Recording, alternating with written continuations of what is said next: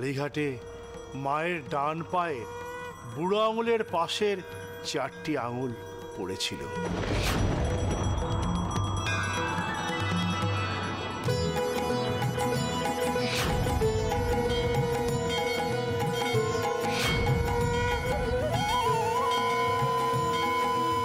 এমন পুণ্যপীঠে তুমি একদিন গিয়ে পুজো দিয়ে এসো মা।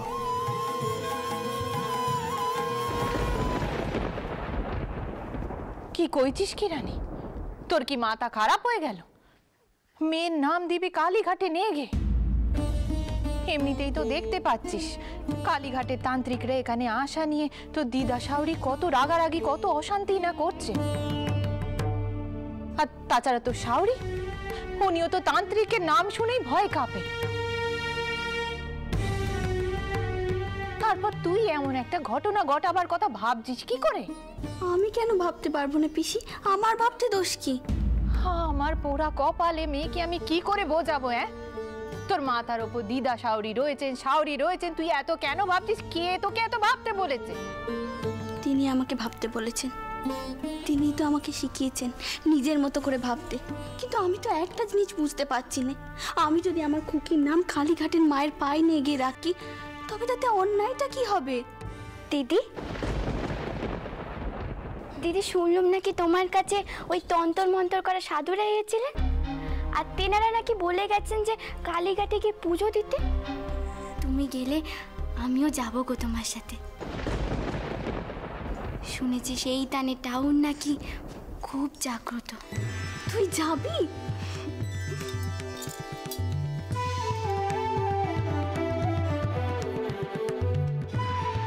যেতে তো খুব ইচ্ছে করছে গো দিদি, খুব ইচ্ছে করছে। ও দিদি, দিদি তুমি বড়ঠাকুরকে বলো না গো তোমার সাথে যেন আমাকেও নিয়ে যায়। না বাচ্চা, বড়ঠাকুরকে বলে আর অশান্তি বাড়াতে হবে না। এমনি তো তিনি বউয়ের কোনো কথা না বলেননি। আর যখন দেখছো এই বাড়ির গুরুজনেরা এতে মত দিচ্ছেন না, তখন কেন তাদের অমতে এইসব কাজ করতে চাইছো? এইসব কথা এখন মাথায় এনো নি।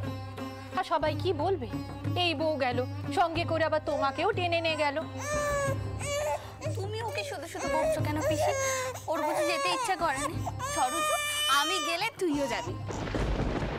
তোমার বড্ড পা বেড়েছে না বউ?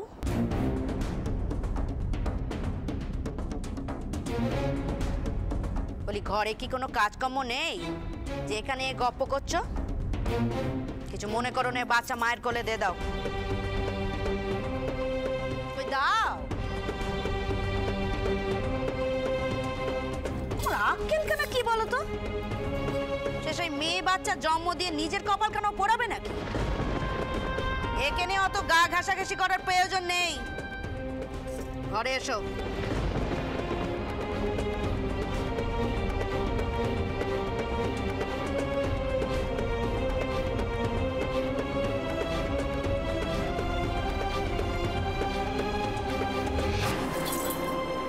যদি দেখি না এ ঘরে এসো, তোমার ওই পা দুখানা আমি একেবারে কেটে রেখে দেবো। কালী পুজো করবে? কালী পুজো? কালীঘাটে গিয়ে কালী পুজো করা? ঘরে জনার্দন রয়েছে, কালী পুজো করবে? ওটা করিমা, আপনি ভুল বুঝছেন। সরোজু কিচ্ছুটি করেনি, ও তো করে একা একাই থাকে, তাই মাঝে মধ্যে আমার মেয়েকে দেখতে আসে। ওইটাই তো কাল হয়েছে। অত মেয়ে বাচ্চা ঘাটার কি আছে গো? মেয়ে বাচ্চা ঘাটার কি আছে? আর শোনাবো, কিছু মনে করে নি, নিজে যা ইচ্ছে হয় তুমি তাই করবে, কিন্তু আমার বউয়ের মাথা খানা তুমি খাবে না। ও সৌর তো এখনো নাতনির মুখও দেখেনি।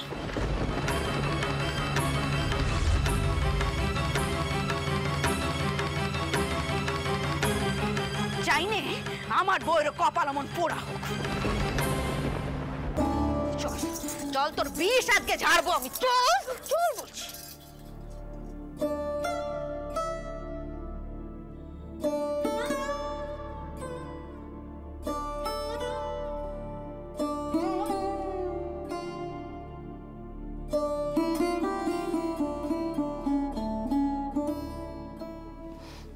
তোকে বলেছিলুম নে চুপ করে থাকতে। হ্যাঁ, তুই তো আমার কথা শুনিসনি, কালীঘাট নিয়ে পড়লি। এবার আগুনে যে ঘি পড়লো সেটা তুই বুঝতে পারছিস না।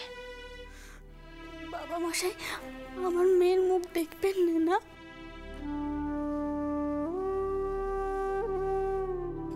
ছোট বৌমা, কি হয়েছে মা?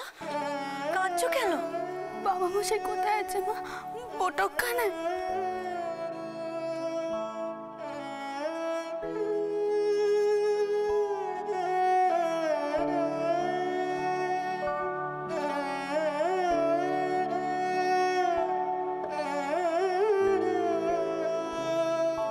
একি কোথায় যাচ্ছ ওকে নিয়ে?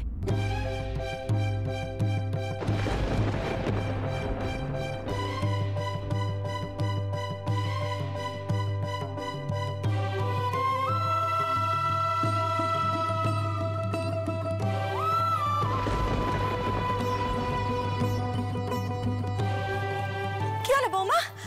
এই দেখো বৌমা, শোনো শোনো বৌমা, কোথায় যাচ্ছ? কোথায়? কথা কানা শোনো।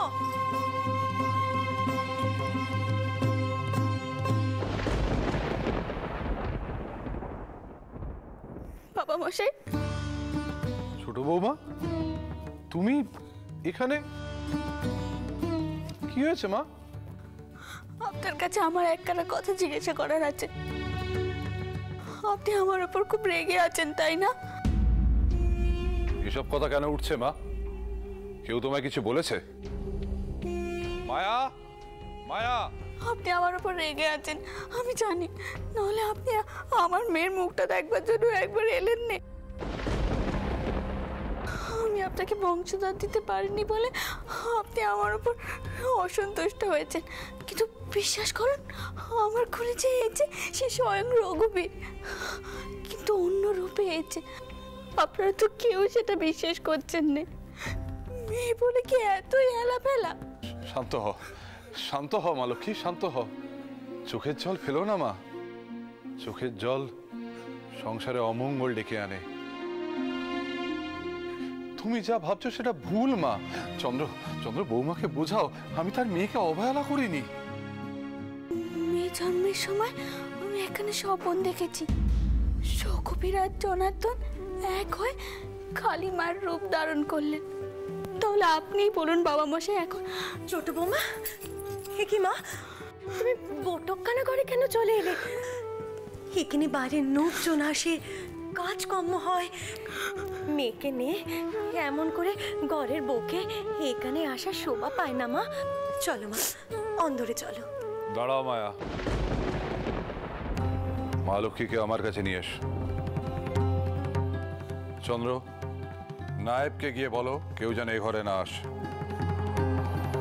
ছি ছি রানী, এমন কাণ্ডি কেউ করে? কতদিন হয়ে গেল তুই এই বাড়ির বউ হয়ে এসেছিস, আর তারপর তাদের নিয়ম কানুন মানবি নে?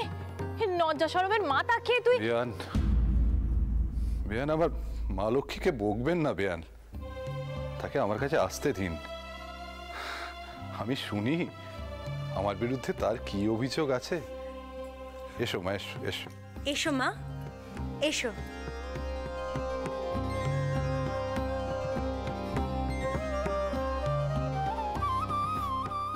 আগে একটা কথা বলো তো মা, আমি আমার নাতনিকে দেখতে চাইনি, তার অর্থ কি এই হয় আমি তোমার উপর রেগে আছি?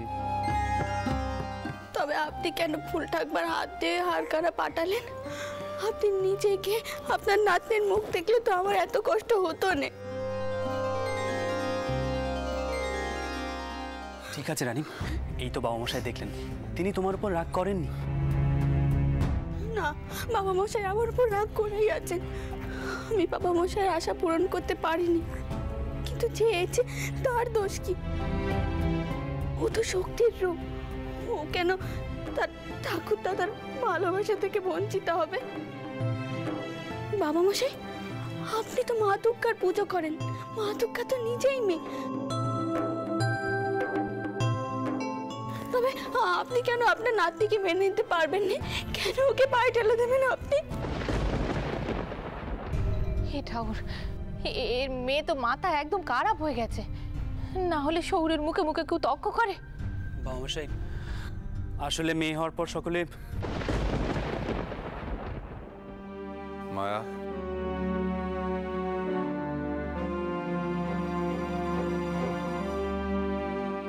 এটা এখনই আমার নাতনির গলায় পরিয়ে দাও। তাকে আমার কোলে এনে দাও। আমাদের বংশের প্রথম সন্তান, তাকে একটু প্রাণ ভরে দেখি। হ্যাঁ, আনছি আনছি, এক্ষুনি আনছি।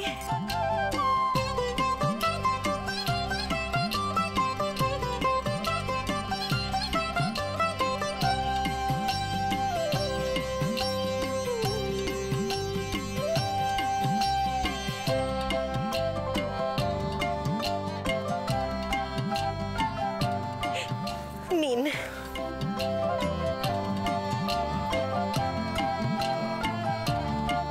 কি অপূর্ব মুখশ্রী, যেন সদ্য ফোটা পদ্ম ফুল। আমার নাতনি আজ থেকে আমার নয়নের মণি। পদ্ম আর মণি মিলিয়ে সে হলো পদ্মমণি। আমি আমার নাতনির নাম রাখলুম পদ্মমণি।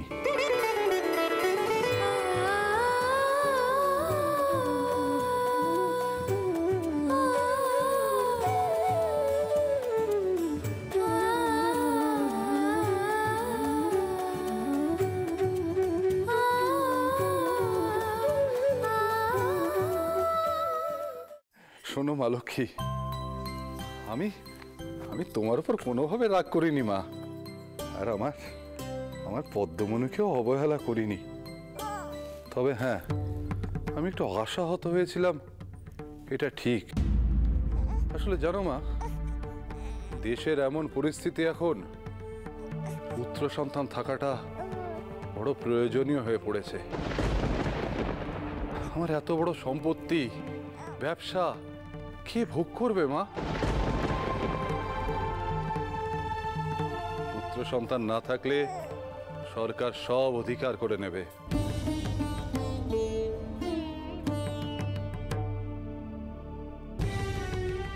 আমি চাই না আমার তিল তিল করে গড়ে তোলা এই সম্পত্তি, আমার রক্ত জল করা পরিশ্রম সব বৃথা যাক, সরকারের ঘরে সব চলে যাক।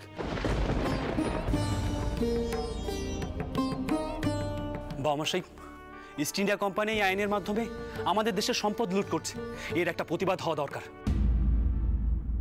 জলে থেকে কুমিরের সঙ্গে বিবাদ করা যায় না চন্দ্র।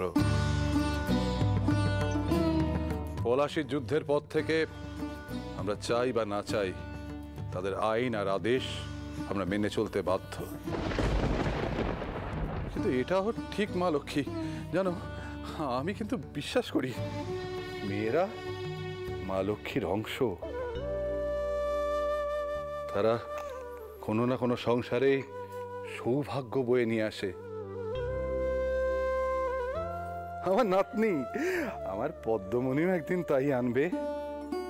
হ্যাঁ, এটা ঠিক। আমার নাতনিকে না দেখে, তার প্রতি আমার ভালোবাসা না দেখিয়ে আমি যে দেশের কথা, আমার ভবিষ্যতের কথা ভাবছিলাম, এটা ঠিক হয়নি, মহা ভুল হয়েছে। তুমি কষ্ট পেও না মা, আমার ভুল হয়েছিল। মায়া, আমার নাতনিকে ধরো, মায়া, আমার নাতনিকে ধরো। তুমি যদি আমার পদ্মমণির জন্ম উপলক্ষে কোনো পুজো অর্চনা করতে চাও, সেটা করতে পারো। মা লক্ষ্মী, তোমার মেয়েকে নিয়ে এবার ঘরে যাও মা। আর হ্যাঁ, আমার পদ্মমণির সেবা যত্নের কোনো ত্রুটি যেন না হয়। বাবা মশাই, আপনার যখন এত দয়া, তখন আপনার কাছে আমার একখানা আর্জি আছে। বলো না মা, বলো। আমি আমার মেয়েকে নিয়ে কালীঘাটের শ্মশানে যেতে চাই।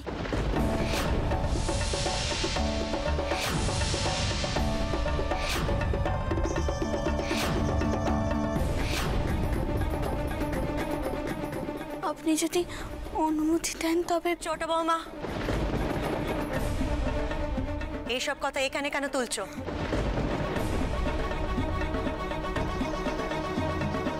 এসব সিদ্ধান্ত অন্দরে হবে।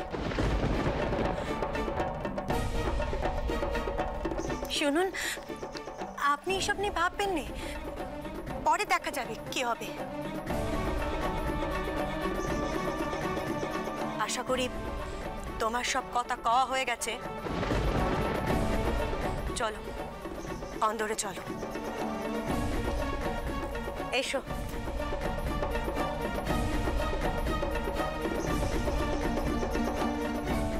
চন্দ্র, বিগত কয়েক মাস ধরে তোমার সঙ্গে ব্রাহ্মণ সমাজের একটা লড়াই চলছে। দেখো চন্দ্র, আমরা ব্যবসায়ী, ধর্ম প্রচারক নই। তুমি বৌমাকে বোঝাও। হ্যাঁ হ্যাঁ, আমাদের বাড়িতে দুর্গাপুজো হয়, কিন্তু আমাদের গৃহে জনার্দন প্রতিষ্ঠিত আছেন, এখানে কালী পুজো হতে পারে না। যে গৃহে জনার্দন আছেন সেখানে কোনোভাবেই কালী পুজো হতে পারে না। কিন্তু বাবুমশাই, গোবিন্দপুরের রায়চৌধুরীরা যে কাজ করছে তাতে সমাজের কতটা সায় বা সমর্থন আছে তা আমার জানা নেই। তবে চন্দ্র, আমি চাই না তুমি এরকম কিছুর মধ্যে জড়িয়ে পড়ো। আমি তোমাকে অনুরোধ করছি চন্দ্র, এসব থেকে দূরে থাকো। বাকিটা তোমাদের ইচ্ছে। বাবুমশাই, আমি আর রানী যে আপনার এত চিন্তার কারণ হয়ে উঠেছি সেটা বুঝতে পারিনি। বেশ, আপনার কথাই থাকবে। এখন থেকে যেন আর কোনো গোলমেলে জড়িয়ে না পড়ি সেদিকে খেয়াল রাখবো। কিন্তু একটা অনুরোধ, আপনি আমার পিতা, সব থেকে বেশি আপনাকে শ্রদ্ধা করি। আপনি আমাকে আদেশ করবেন, এইভাবে অনুরোধ করে আমাকে লজ্জা দেবেন না। আপনার অনুরোধ আমার কাছে আদেশের মতো। এই যে বলি, আর কতক্ষণ দেরি করবেন? নিচে পালকি দাঁড়িয়ে রয়েছে অনেকক্ষণ, ঘাটে নৌকো অপেক্ষা করছে, আর আমাদেরও 7 সপ্তাহেরও কাজ থাকে। এক কাজে এতক্ষণ আটকে থাকলে চলেনি বাবু। হ্যাঁ হ্যাঁ, তুমি তুমি যাও, আমার হয়ে গেছে, আমি আসছি। আগে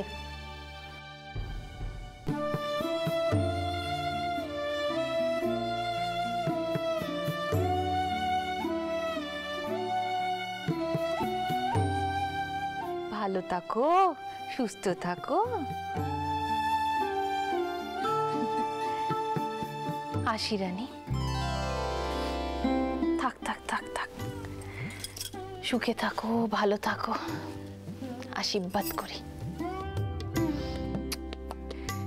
তুই চিন্তা করিস না একদম। তোর বাপ আর তোর দাদারা তোর মেয়ের মুখ দেখতে আসবে এখন। তবে একটা কথা বলি কি, তোর বাপের অবস্থা তো সরজু বউয়ের বাপের অবস্থার মতো নয়, কাজেই তোকে একটু চুপ থাকতে হবে। এত মান অপমান, ন্যায় অন্যায় এত কিছু মাথায় রাখলে চলবে না।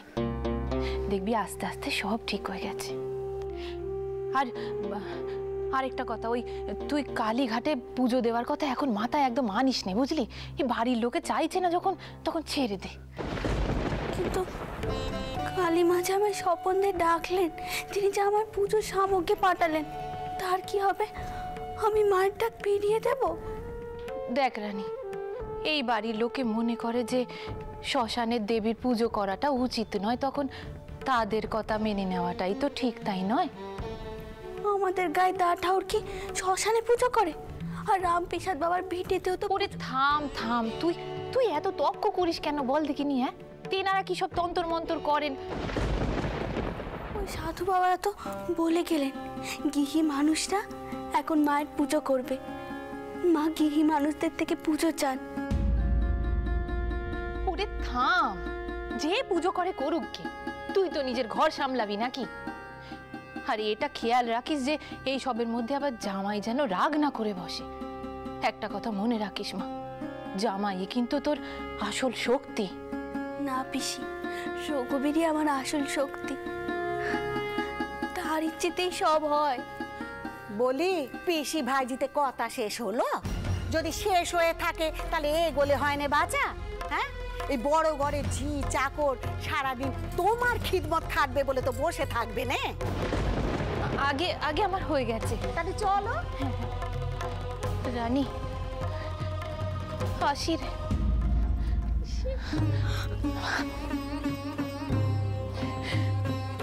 ভালো ভালো থাকিস মা, ভালো থাকিস।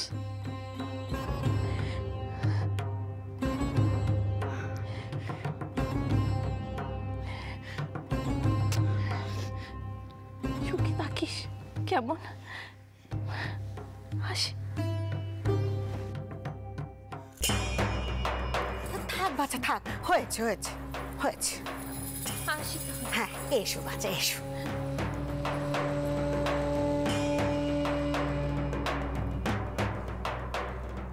ছোটনাথ বউ, পিতরামের কাছে তুমি যে আর্জি রেখেছো সেটা আমার কানে এসেছে। একটা কথা স্পষ্ট করে শুনে রাখো, এই মার বাড়ি থেকে কেউ কালীঘাট যাবে না আর কালী পুজো করবে না, এ আমি বলে দিলাম।